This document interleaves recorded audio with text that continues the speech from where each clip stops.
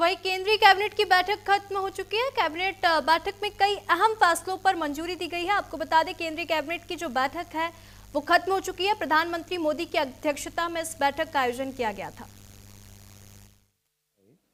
वैसे गवर्नेंस के मैकेनिज्म्स, फिर फिफ्थ जो ग्लोबल बेस्ट प्रैक्टिसेस है, उनमें से बहुत सारी प्रैक्टिसेस, बेस्ट प्रैक्टिसेस आईआईटीज में, एनआईटीज में, उनको कैसे हम स्टेट गवर्नमेंट के इंस्टीट्यूशंस में लाएं।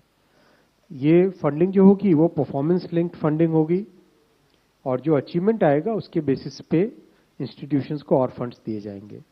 काफी ऑब्जेक्टिव वे में इसका एवेल्युएशन किया जाएगा, डेटा ड्रिवन गवर्नेंस रहेगी। चौथा आज का फैसला है साथियों, नॉर्थ ईस्ट का। आप सब जानते हैं कि 11 वर्षों पहले नॉर्थ ईस्ट में एक के बाद एक डिस्प्यूट्स, वायलेंस, एजिटेशंस, एक सीरीज ऑफ एजिटेशंस चलता रहता था।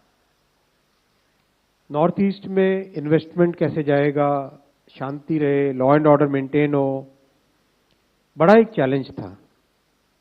इन 11 वर्षों में प्रधानमंत्री श्री नरेंद्र मोदी जी के नेतृत्व में नॉर्थ ईस्ट में एक के बाद एक डायलॉग के थ्रू, आपस में बैठ के बातचीत के थ्रू, बैठ के समस्या को समाधान करने की भावना के साथ जो डिस्कशंस हुए, उसके through series of memorandum of settlement हुए और उसके कारण कई ऐसे ग्रुप्स जो कि मेन स्ट्रीम से बाहर थे, एजिटेशन का रास्ता उठाए हुए थे, वायलेंस में लिप्त थे, वो सब एक नॉर्मल मेन स्ट्रीम में आए। कई सारे एग्जाम्पल्स हैं। उन सब के कारण करीब करीब 10,000 कैडर्स ने सरेंडर करके मेन स्ट्रीम में जुड़े इन 11 वर्षों में।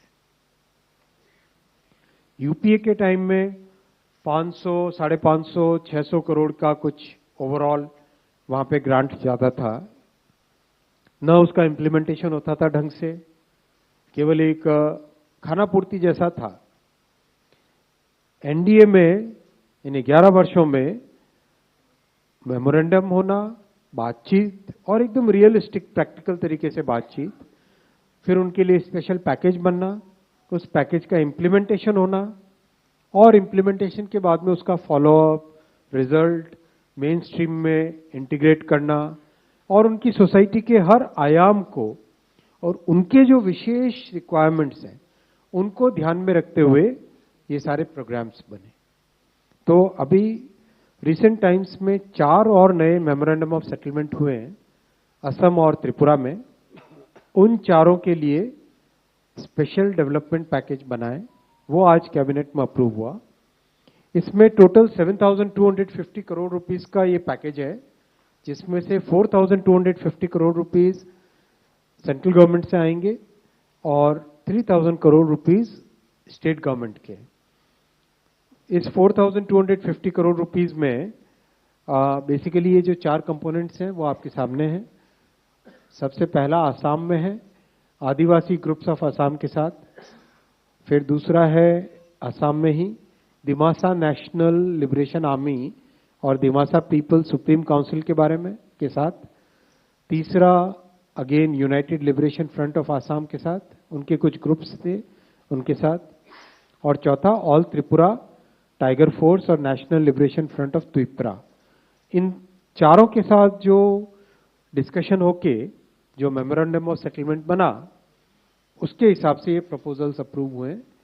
और ये प्रपोजल, इसमें कई तरह के काम लिए जाएंगे। कनेक्टिविटी के काम होंगे, एजुकेशन के काम होंगे, हेल्थ केयर से रिलेटेड काम होंगे, स्पोर्ट्स और जो इंडिजिनस मेडिसिन है, इंडिजिनस स्पोर्ट्स हैं, उन सब का ध्यान दिया जाएगा। और विशेषकर जो कल्चरल इंटीग्रेशन है, आदिवासी कल्चर को मेंटेन करना, उसके साथ साथ फिर इंटीग्रेशन करना, इन चीजों पे भी बहुत बड़ा ध्यान दिया जाएगा। प्रोजेक्ट्स बहुत ही स्पेसिफिक बनेंगे, लोकल कंसल्टेशन से बनेंगे स्टेट गवर्नमेंट के साथ, और जिन ग्रुप्स के बेनिफिट के लिए बने उन ग्रुप्स के साथ बैठ के प्रोजेक्ट्स का डिसीजन होता है और उनके साथ ही मिलके उसका इंप्लीमेंटेशन होता है। आज का 5वां फैसला है साथियों, हाईवे सेक्टर में तमिलनाडु में मरक्कनम से Puducherry 4 lane highway 2157 crore rupees का प्रोजेक्ट है ये। और इसका लोकेशन नक्शे में अगर देखें हम, साउथ में ये कंप्लीट ईस्ट कोस्ट हाईवे है, चेन्नई से लेके कन्याकुमारी तक, ईसीआर कहते हैं इसको, ईस्टर्न कोस्टल रोड। इस हाईवे का एक हिस्सा, छोटा सा हिस्सा जो अभी भी 2 लेन था, वो था पुदुचेरी से मरक्कनम, और इसके कारण काफी कंजेशन रहता था और एक तरीके से ये पुदुचेरी सिटी के अंदर से जाता था। तो ये आप देख रहे हैं, ये existing highway already NH332A Chennai से नागापट्टनम, उसमें ये वाला सेक्शन बनेगा, पुदुचेरी से मरक्कनम वाला सेक्शन बनेगा इस प्रोजेक्ट के तहत। इसका 4 लेनिंग होगा। अच्छा प्रोजेक्ट है, पुदुचेरी शहर को डिकंजेस्ट करेगा, कनेक्टिविटी को बढ़ाएगा, और पुदुचेरी शहर में बहुत प्रसिद्ध, बहुत ही अच्छे स्थल है, वहाँ पे लोग जा सकेंगे दर्शन के लिए भी। एक फिलोसॉफिकल व्यू पॉइंट भी पुदुचेरी में जाते हैं तो रहता है, और वहाँ पे इंडस्ट्रियल ग्रोथ भी अच्छी हुई है अभी, तो उस इंडस्ट्रियल ग्रोथ को का भी, उसमें भी एक एक्सेलरेशन होगा इससे। प्रोजेक्ट 46 किलोमीटर्स का है, 11 किलोमीटर एग्जिस्टिंग 2 लेन है, that will be upgraded to 4 lane and 35 kilometre green field development होगा।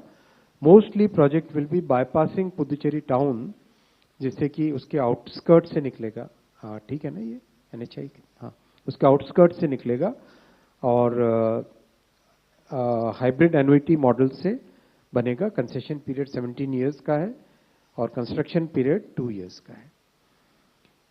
अच्छा इसमें बेनिफिट रहेगा, हैवी कॉमर्शियल ट्रैफिक जो पुदुचेरी सिटी के अंदर से जाता था वो चेंज हो पाएगा। जिपमेर, ऑरोविल, वो सब चीजें, बस कई इंस्टीट्यूशन से पुदुचेरी में उनका बेनिफिट भी मिलेगा।